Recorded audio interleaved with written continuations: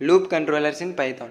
మీరు ఎప్పుడైనా ఒక పని మధ్యలో ఆపేయాలి అనుకున్నారా, లేదా ఒక స్టెప్ స్కిప్ చేసి ముందుకు వెళ్ళాలి అనుకున్నారా? పైథాన్లో కూడా మనం అలానే చేయొచ్చు. Welcome to day 8. బ్రేక్.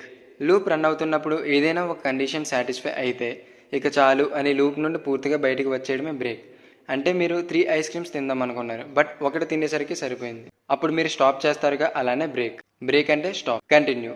ఇది కొంచెం డిఫరెంట్. ఇది లూప్ని ఆపదు, కానీ ఆ పర్టికులర్ స్టెప్ని మాత్రం స్కిప్ చేసి నెక్స్ట్ స్టెప్కి వెళ్తుంది. కంటిన్యూ అంటే skip.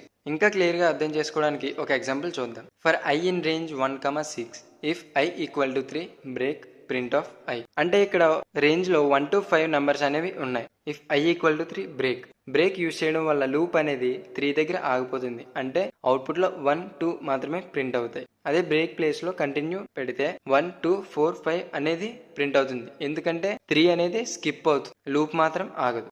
For I in range 1,11 if I equal to 4 print of I. దీనికి ఆన్సర్ని కామెంట్ చేయండి.